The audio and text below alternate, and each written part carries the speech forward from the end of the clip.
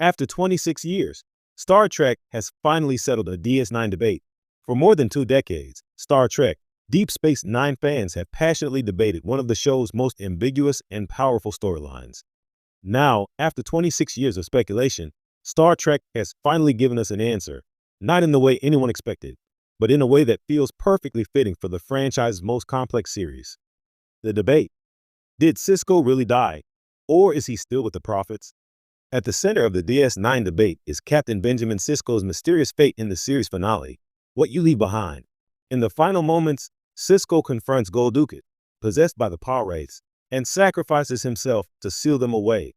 He disappears into a flash of light and is last seen in a non-linear celestial realm with the Prophets, powerful, non-corporeal beings who exist outside of time. There, he tells his pregnant wife, Cassidy Yates, that he will return eventually. But what does that mean? Did Sisko ascend to a higher plane of existence? Was he dead? Trapped? Transcendent? The show left it open-ended, and despite hints in tie-in novels and fan theories, the debate endured. Some fans clung to hope of his return. Others believed he had become something beyond human, a prophet himself. That ambiguity was both poetic and frustrating. The return, in Star Trek Prodigy, in a surprising twist, the answer didn't come from a DS9 sequel, or even Star Trek Picard, but from Star Trek Prodigy Season 2, the animated series aimed at younger viewers that has increasingly become a vital piece of franchise continuity. Episode 14 of Prodigy Season 2, titled The Reckoning Continues, revisits Bajor, the Wormhole, and most importantly, the Celestial Temple of the Prophets. When the young crew of the Protostar investigates a temporal rift threatening to consume Deep Space Nine, they make contact with an energy being who identifies itself as the Emissary. Voiced once again by Avery Brooks, making his long-awaited return to the role, the entity reveals that he is indeed Sisko, still existing within the Celestial Temple, having chosen to remain with the Prophets to maintain the balance between their realm and the corporeal world. He isn't dead in the traditional sense, but he's no longer bound by linear time. Sisko confirms that his consciousness has evolved, and while he still possesses his memories, identity, and love for his family, he is something more now: a guardian, a guide, and yes, still very much the emissary. Why now? The timing of this reveal feels deliberate. With Star Trek experiencing a creative renaissance, especially through Prodigy, Strange New Worlds, and Lower Decks, there's been a shift toward reconciling loose threads left by legacy shows. DS9, often overshadowed by The Next Generation and Voyager during its run, has finally been receiving the attention it deserves. A new generation of fans is discovering its depth, political nuance, and serialized storytelling that was ahead of its time.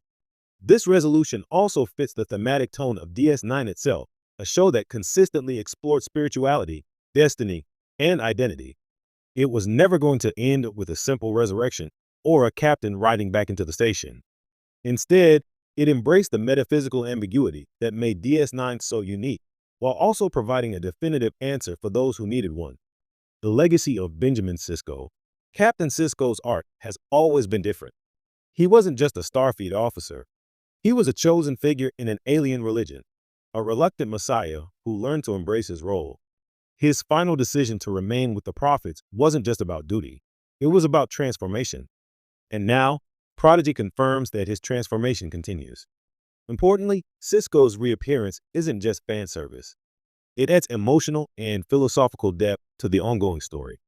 In Prodigy, he imparts wisdom to the young crew, helping them understand sacrifice and leadership. He doesn't rejoin the Federation, doesn't resume command. He offers guidance, a voice from beyond, echoing the same kind of mentor role that Spock played for so many others. The fans react. Longtime fans have responded with a mix of awe and tears. For many, hearing Avery Brooks again as Sisko is a full-circle moment. The character has always represented strength, nuance, and moral complexity. His return, even in this ethereal form, reaffirms his place as one of Star Trek's most powerful figures. The scene also allows closure for Cassidy and Jake, who are shown in archival-style flashbacks finally receiving messages from Sisko through the Prophets, delayed transmissions that offer peace and understanding. Jake, in particular, is seen older, having become a Federation historian whose life has been shaped by the mystery of his father's disappearance. Now, finally, that wound begins to heal. The Prophets, the Paw Wraiths, and the spiritual political complexities.